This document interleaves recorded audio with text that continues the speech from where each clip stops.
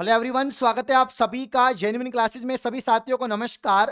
काफी सारे अभ्यर्थियों का एक ही यहाँ पर सवाल रहता है कि सर पढ़ा हुआ भूल जाते हैं, पढ़ा हुआ हम कैसे याद रखें, लंबे समय तक हम कैसे चीजों को याद रखें। तो मैं आपको बता रहा हूं, इस वीडियो को देखने के बाद आज के बाद आप कुछ नहीं भूलेंगे। जो भी आप पढ़ेंगे सब कुछ आपको याद रहेगा। बस मैं इतना कह रहा हूं, पढ़ा हुआ भूल जाते हैं, बस ये करके देखिए, भूलने की बीमारी 100% दूर होगी और अब आपको सब कुछ याद रहेगा। ऐसी 3 निंजा ट्रिक बताने वाला हूं। अगर आप 3 बातें ध्यान रखते हैं तो आज के बाद जो भी आप पढ़ेंगे, चाहे जीके हो, मैथ हो, इंग्लिश हो, हिंदी हो, कोई भी विषय हो, सब कुछ आपको याद रहेगा।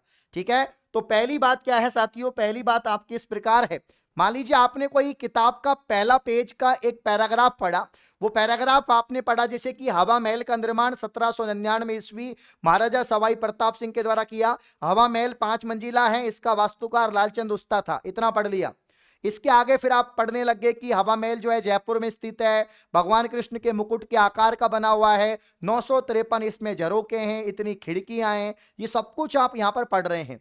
लेकिन जब आपने नया पढ़ा तो इसको आप भूल गए। मान लीजिए ये टॉपिक आपने, ये वाला पैराग्राफ आपने आज पढ़ा और फिर दूसरा पैराग्राफ आपने कल पढ़ा कि भैया हवा महल जो है वो जयपुर में स्थित है और इसके अलावा भगवान कृष्ण के मुकुट के आकार का बना हुआ है और ये जो है आपका जो हवा महल है इसमें 953 झरोके हैं। अब ये वाली बात याद रह गई, लेकिन ये वाली बात आपको याद नहीं रही, क्योंकि आपने क्या किया कि आज ये पढ़ लिया और कल ये वाला पढ़ लिया, तो कल वाला आप लोग भूल गए। तो ऐसा आपको करना है, जैसे जब भी आप पढ़ना स्टार्ट करें, जैसे आज आज आप पढ़ना स्टार्ट कर रहे हैं, आज आप पढ़ना स्टार्ट कर रहे हैं तो कल का आपको वापस से पढ़ना है, कल का आपको वापस से पढ़ना है। ठीक है ना? समझ पा रहे हो कि जब आप इससे आगे पढ़ना शुरू करेंगे तो आपको ये पहले रिवीजन करना पड़ेगा, यानी ये पहले आपको बोलना पड़ेगा हवा महल का निर्माण 1799 ईस्वी महाराजा सवाई प्रताप सिंह के द्वारा किया गया। हवा महल 5 मंजिला है, इसका वास्तुकार लालचंद उस्ता था। जैसे कि अगर हम बात करें बप्पा रावल के बारे में कि भैया बप्पा रावल जो है, बप्पा रावल गुहिल वंश का, बप्पा रावल जो है क्या है, गुहिल वंश का शासक था। गुहिल वंश का प्रथम शासक था मेवाड़ का, जिसे हम गुहिल वंश का वास्तविक संस्थापक भी मानते हैं। बप्पा रावल का वास्तविक नाम कालभोज था। यह हरित ऋषि की गाय चराता था। यहां पर मेवाड़ के मानमोरियों को, मतलब चित्तौड़ के मानमोरियों को हराया था और नागदा को राजधानी बनाया, एकलिंग नाथ जी का मंदिर बनवाया। ये सब कुछ आपने बप्पा रावल के बारे में पढ़ लिया। फिर आप चले गए राणा लाखा। अब आप, आज आपने बप्पा रावल पढ़ा, कल आप टॉपिक पढ़ेंगे राणा लाखा। राणा लाखा के बारे में आपने पढ़ लिया कि इसे लक्ष्य सिंह कहते हैं। इसके शासनकाल में पिच्छू बंजारे ने आपके जो है पिछोला झील का निर्माण करवाया। या इसके अलावा दोस्तों जावर में चांदी का खनन किया गया इसके शासनकाल में। तो जब आप यहां पर क्या पढ़ रहे हैं, राणा लाखा पढ़ रहे हैं, तो उससे पहले आपको बप्पा रावल का रिवीजन करना पड़ेगा। ठीक है ना? आज मैंने राणा लाखा पढ़ा, कल मैंने पढ़ा था बप्पा रावल, तो जब मैं आज पढ़ूंगा तो वापस से मैं बप्पा रावल का रिवीजन करूंगा। और इस तरीके से आप पढ़ते रहोगे कि जब भी नया टॉपिक पढ़ो, पुराने टॉपिक को एक बार फटाफट से रिवीजन कर लो, कभी भी भूलेंगे नहीं। पहली बात हो गई है। दूसरी बात यहां पर यह है कि ग्रुप डिस्कशन। भाई जब आप टीचर की बात सुनते हैं आपको बात याद रहती है। कोई भी आप मूवी देखते हैं, वेब सीरीज देखते हैं, स्टोरी देखते हैं, आपको स्टोरी याद रहती है, वो गाना याद रहता है, वो मूवी के चलचित्र याद रहते हैं, वो स्टोरी याद रहती है। तो उसी प्रकार से जैसे मैं अगर आपको पढ़ा रहा हूं, आपको मेरी बात याद हो जाएगी, लेकिन जब आप खुद पढ़ेंगे तो आपकी खुद की बातें आपको याद नहीं होती हैं, क्योंकि चीजें देखने से, सुनने से ज्यादा याद होती हैं पढ़ने की तुलना में। तो प्यारे साथियों, जैसे कि आप 2 मित्र हैं, आप 2 फ्रेंड हैं या 3 फ्रेंड हैं, आपका 2 का ग्रुप है या 3 का ग्रुप है, तो आप क्या करें, एक एक टॉपिक ले लें कि भैया एक दोस्त ने, यहां पर 3 दोस्त हैं, ए बी और सी। एक ने यहां पर दोस्त आपका जो ए है, इसने एक टॉपिक पढ़ा नृत्य, राजस्थान के लोक नृत्य पढ़ा। बी ने पढ़ा राजस्थान के लोकगीत और सी ने पढ़ा राजस्थान के लोक नाट्य। क्या पढ़ा? राजस्थान के लोक नाट्य। अब 3 टॉपिक 3 लोगों ने पढ़ लिया अलग अलग। अब तीनों एक जगह बैठ गए।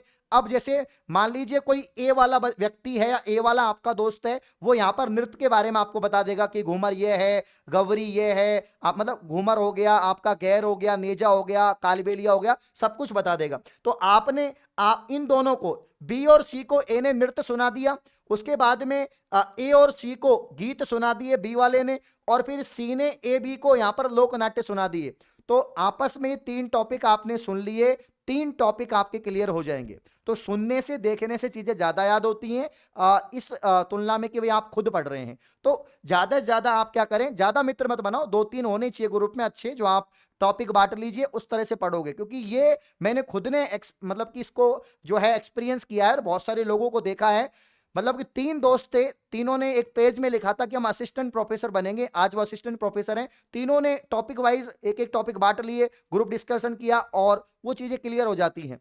तो ये आपको ध्यान रखना है। इसके अलावा तीसरा जो पॉइंट है कि जैसे आपने पूरा कंप्लीट थ्योरी पढ़ लिया, अब हम 4th ग्रेड की तैयारी कर रहे हैं। 4th ग्रेड में आप पिछले 4 महीने से थ्योरी पढ़ रहे हैं, आपके सभी सब्जेक्ट का थ्योरेटिकल पोर्शन पूरा कंप्लीट हो गया, अब आप रिवीजन कर रहे हैं। तो भैया आपको मालूम है आपका 1 डे एग्जाम है। 1 डे एग्जाम आपका मतलब कि कैसा होता है, ऑब्जेक्ट टाइप क्वेश्चन होते हैं, ओएमआर वाला होता है पैटर्न आपका।